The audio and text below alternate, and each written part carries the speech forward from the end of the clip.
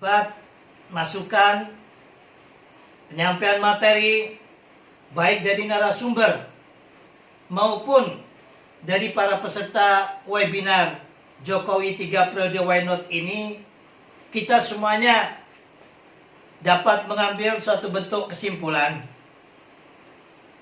Yang pertama yaitu, mari bahwa gerakan ini, gerakan Jokowi 3 Periode, bukan berangkat dari penguasa, sehingga tidak ada uangnya, tidak ada anggarannya.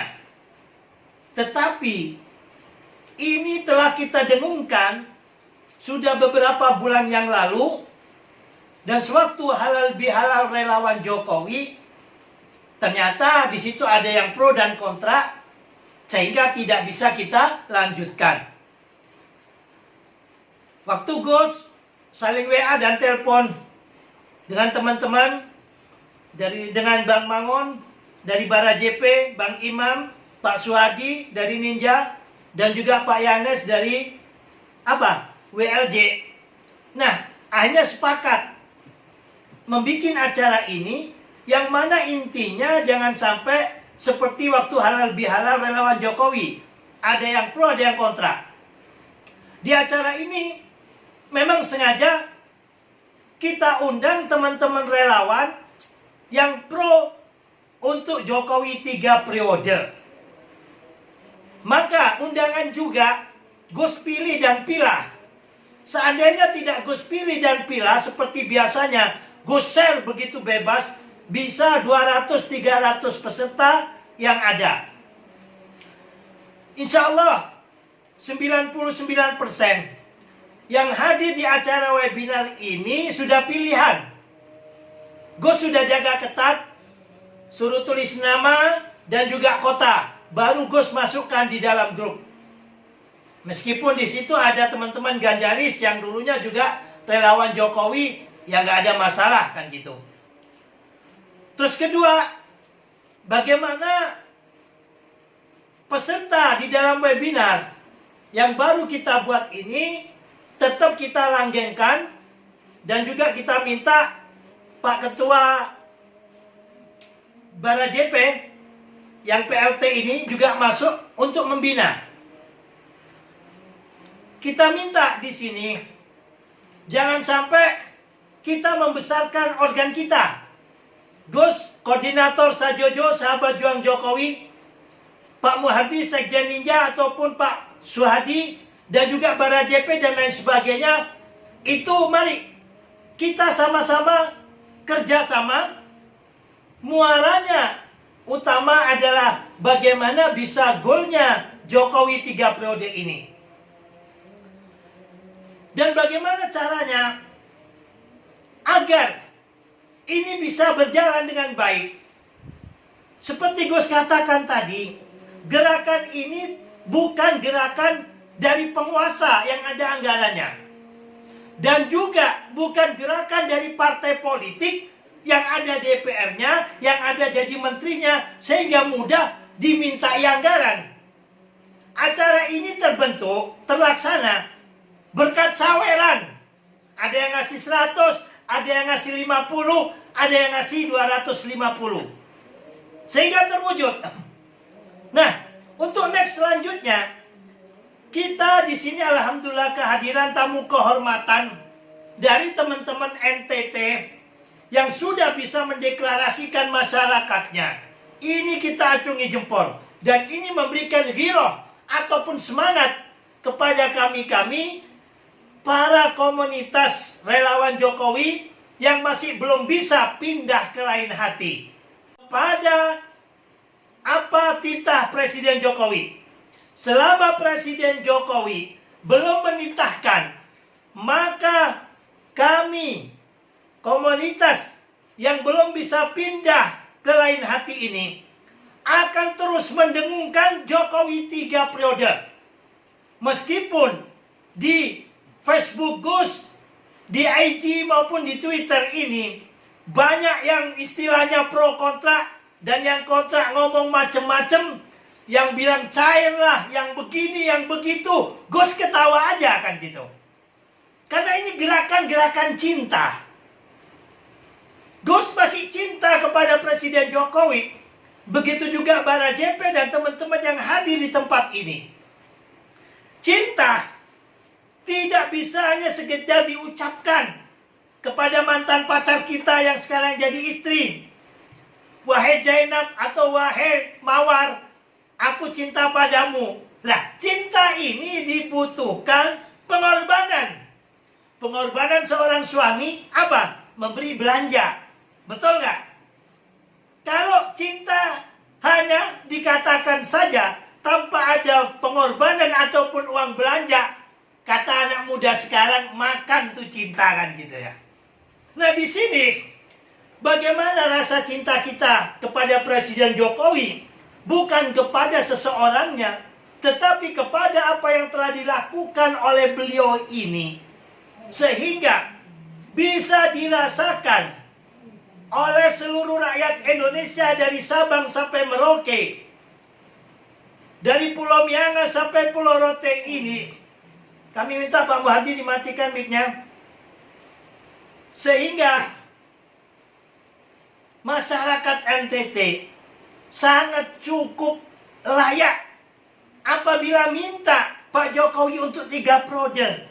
Karena apa? Selama bertahun-tahun NTT dikenal daerah yang apa? Maaf, masyarakat yang miskin dan lain sebagainya. Tetapi dengan Presiden Jokowi dibangunlah bendungan-bendungan, pelabuhan dan lain sebagainya. Sehingga seperti dengan Jawa ataupun Indonesia bagian barat. Nah di sini bagaimana? Karena kita tidak punya komando yang memiliki segalanya, baik itu kekuasaan maupun pendanaan yang besar. Maka agar kita tidak stagnan ataupun menjadi wacana saja ini, mari saling melengkapi.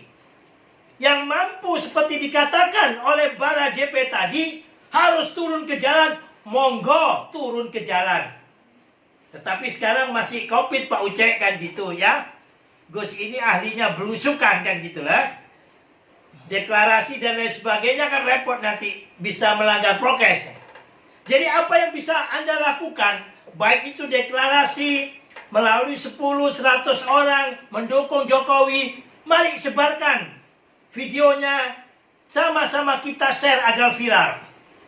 Yang menggunakan media webinar untuk membangun wacana, yang belum tertarik supaya tertarik, relawan yang nyinyir menjadi cinta dan sayang, ayo monggo kita hormati.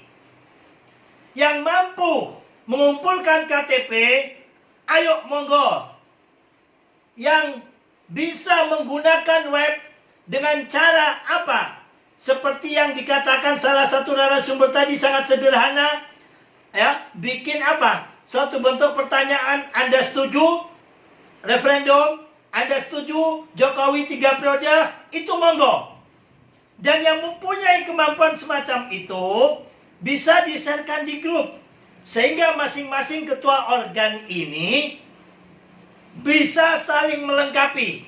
Dan masing-masing bisa nge-share kepada anggota-anggota organnya. Sehingga bukan hanya dominasi Sajojo, dominasi Bara JP, dominasi Ninja, dominasi WLJ, dominasi Nawacita. Tetapi kita goalnya adalah apa? Bagaimana terwujudnya referendum dan Jokowi bisa 3. Mari kita menjadi orang yang optimis. Kalau jika sekiranya Pak Jokowi tidak mau pada kita sudah berbuat, tidak mungkin itu. Kita sama tahu bagaimana wataknya Pak Jokowi. Pak Jokowi dulu waktu di Solo diangkat untuk jadi gubernur di Jakarta juga menolak. Inilah orang Jawa. Tidak istilahnya nunjukkan dadanya, tidak. Tetapi begitu banyak yang meminta, termasuk Pak JK dan sebagainya, akhirnya beliau mau. Begitu juga waktu jadi gubernur. Bolak-balik ditawari untuk jadi calon presiden, Pak Jokowi hanya ketawa saja, apa pantas dan sebagainya, ngomong begitu terus. Tetapi desakan dari para relawan, desakan daripada apa? Kekuatan massa, termasuk yang Gus tahu adalah apa? Pak Yanes ini mulai 2012, 2013 ini dorong terus Pak Jokowi agar mau jadi calon presiden.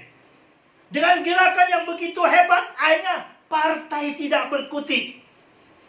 Tidak mencalonkan daripada pilihan ketua umum, tapi pilihan rakyat. Kenapa Gus katakan demikian? Karena Pak Jokowi bukan ketua umum partai. Nah, saat ini kita dihadapkan kepada siapa? Para pemilik daripada tanda tangan ataupun rekom calon presiden. Ada yang bertanya kepada Gus, Gus, siapa yang tahun 2024 ini yang patut untuk menjadi presiden? Gus sampaikan, dalam pandangan apa ini? Kalau dalam pandangan Gus secara pribadi, Gus selama umur sekarang 50 tahun lebih tidak menemukan orang sehebat daripada Pak Jokowi, pengennya ya Pak Jokowi. Dan juga ada yang menginginkan Pak Ganjar. Pak Jokowi dan Pak Ganjar ini sama-sama di dalam apa? Ambang-ambang. Pak Ganjar tidak punya rekom partai, Pak Jokowi terbentur harus adanya referendum. Begitu juga calon-calon yang lain, termasuk Anies dan lain sebagainya, yang saat ini sekiranya pilpres seminggu lagi, yang bisa dapat rekom, yang jelas siapa? Ketua umum, yaitu AHY, Golkar, Erlangga, Gerindra, Prabowo, PDIP, Puan. Keempat orang ini, apabila tidak ada gerakan rakyat yang masif dan kuat, mau tidak mau, rakyat hanya disuguhi oleh pemilik rekomendasi ini. Karena sistem pada bangsa dan negara kita yang menentukan calon presiden itu bukan rakyat, tetapi ketua umum partai yang menang 9 partai yang ada di parlemen. Apabila kita tidak bergerak, maka keempat orang ini yang punya kans kuat mendapatkan rekomendasi dari partainya sendiri. Kita rakyat hanya dihadapkan apa? Makanan yang hanya disuguhkan, yang harus dimakan ataupun harus dicoblos 2024. Maka dengan gerakan yang kita lakukan ini, agar jangan sampai Presiden Jokowi yang sangat luar biasa berbuat untuk bangsa dan negara, belum 10 tahun sudah dapat kita rasakan semuanya. Seperti yang Gus tadi setelkan videonya, 22 keajaiban yang dilakukan oleh Presiden Jokowi yang bikin takjub bukan hanya orang Indonesia, tapi siapa? Seluruh rakyat di dunia. Salah satunya, selama Gus hidup, Gus ini hidup di Surabaya, di Tanjung Perak. Banyak orang NTT, ya. Banyak orang Papua. Cerita itu, di Jawa ini enak, surga kan begitu ya. Kalau di Papua harga semen sekian, harga minyak tanah sekian. Di zaman Presiden Jokowi, bukan sulap, bukan bin salapin, tapi dengan kemauan yang kuat, bisa satu harga. Luar biasa. Freeport, NTT, yang mana hanya musim hujan saja bisa cocok tanam. Dibikinkan bendungan bukan hanya 1, 2, 10 lebih. Negara kita ini kan negara apa? Negara swasembada. Tanpa adanya irigasi itu mimpi. Tapi ini diwujudkan oleh Presiden Jokowi. Nah, apabila kita tidak mau dihadapkan dengan 4 calon pemimpin yang memang memiliki tanda tangan di dalam partai ini, apabila rakyat adem ayem tidak bergerak, keempat orang inilah yang akan menjadi calon presiden kita, ditambah dengan yang lainnya yang masih jadi kuda putih ataupun kuda hitam. Masa kita mau merasakan di dalam 5 tahun, 7 tahun lebih ini dengan pemimpin presiden yang luar biasa. Habis itu mundur lagi. Pembangunan yang ada mangkrak, tidak jadi Candi Prambanan, tidak jadi gedung, yang ada jadi Candi Cikeas di sana itu, tempat olahraga. Lah ini kan suatu yang menyedihkan. PNS kemasukan kelompok-kelompok radikal. Ya karena kerajaan Cikeas tidak punya partai. Waktu itu partainya Fance Rumangkang. Dan yang gede partai itu waktu itu PKS. Guru-guru honorer selama 10 tahun dijadikan pegawai negeri. Di situ masuknya daripada kelompok-kelompok intoleran dan radikalis yang kepingin mengubah bangsa ini dengan negara yang bertopeng agama. Sehingga jangan kaget kalau mulai dari PAUD sampai perguruan tinggi guru-gurunya banyak yang intoleran. Mulai kecil diajarin Islam, Islam, yes, kafir, kafir, no. Lah itu sudah halus, cara halus. Cara kebencian, cara menolak yang lainnya diajarkan mulai di tingkat PAUD sampai tingkat SD. Next akhirnya terjadilah generasi kita, generasi yang tidak mencintai adanya kebinekaan. Padahal bangsa dan negara ini dibangun oleh Founding Father dengan perbedaannya. Di Cina terbangun menjadi negara karena persamaan. Sama-sama Cinanya, sama-sama satu daratannya. Begitu di Saudi, di Arab. Sama-sama orang Arabnya, sama-sama satu sukunya. Indonesia terbangun karena perbedaan. Yang bisa menyelesaikan ini adalah Presiden Jokowi. Di saat reformasi, bertumpuk-tumpuk beratus-ratus tumpang tindih. Undang-undang, perda-perda. Perda syariat, perda diskriminatif dan lain sebagainya. Ada hukum di atas hukum. Padahal kita telah bersepakat menjadikan Pancasila ini sebagai misa convalido, perjanjian yang kuat, menjadikan hukum pada bangsa dan negara ini. Tetapi sebelum Presiden Jokowi, perda-perda tumpang tindih yang terkesan diskriminatif.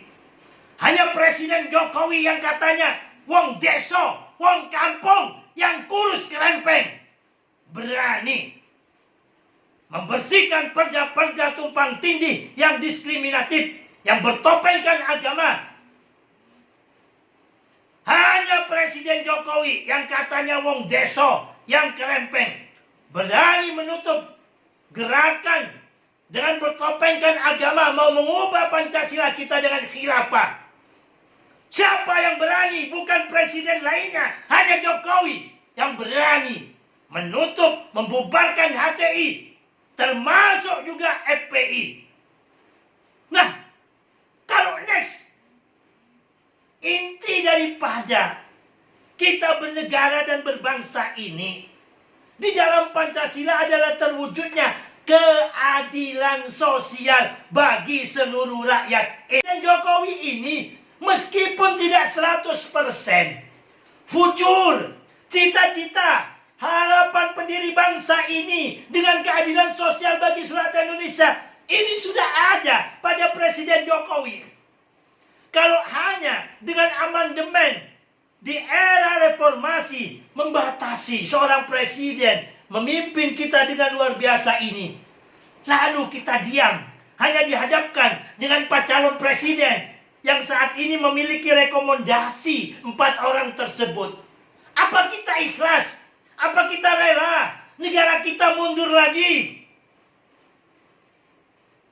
Mari semuanya sama-sama berpikir. Kalau ada yang bilang gerakan Jokowi presiden 3 periode ini menjerumuskan Presiden Jokowi mencari sesuatu, saya Gus Solah Marzuki 2 periode mati-matian berjuang untuk Pak Ade, sampai detik ini tidak dapat jabatan apapun karena melihat kinerja Presiden Jokowi yang luar biasa. Saya tidak iri dengan Kanjeng Norman, tidak iri dengan Nur Ebenezer, tidak iri dengan teman-temanku yang lainnya. Saya bangga memenangkan Presiden Jokowi, presiden pilihan Gus, presiden pilihan teman-teman relawan. Benar-benar bisa mengisi kemerdekaan bangsa ini, bisa mewujudkan future bangsa ini, yaitu menuju keadilan sosial bagi seluruh rakyat Indonesia. Ayo, mengakhiri daripada webinar ini, Gus minta kepada semuanya yang hadir di webinar ini, terlebih-lebih organ besar seperti Bara JP, dan juga teman-teman yang sudah menyenandungkan referendum di NTT, kita semuanya holo pes kontrol baris, rawe-rawe lantas, malang-malang putung. Jangan kita biarkan presiden yang sudah luar biasa ini diganti dengan calon-calon presiden pilihan partai yang memiliki rekomendasi, apalagi kalau sudah tervirusi dengan kelompok-kelompok kadron memimpin bangsa dan negeri ini. Mari semuanya, tidak ada kekuatan sedasar kekuatan Tuhan, tapi kekuatan Tuhan tidak diturunkan kepada manusia apabila manusia itu tidak berikhtiar semaksimal mungkin. Mari, dengan upaya yang maksimal, mudah-mudahan gerakan kita yang ikhlas ini, biarkan anjing menggonggong, kafilah berlalu. Biarkan teman-teman mencaci maki kita. Tujuan kita mulia. Kita kepingin anak cucu kita kelak diwarisi generasi-generasi yang cinta damai, generasi-generasi yang toleran, generasi-generasi yang cinta Bhinneka Tunggal Ika, generasi-generasi yang dapat menikmati kekayaan alamnya yang begitu subur, yang begitu kaya dengan kekayaan alamnya, bisa mendapatkan keadilan sosial bagi seluruh rakyat Indonesia tanpa adanya diskriminasi sara dengan kepemimpinan Presiden Jokowi. Demikian dari kami. Salam juang relawan Jokowi. Salam 3 Periode. Merdeka. Assalamualaikum warahmatullahi wabarakatuh.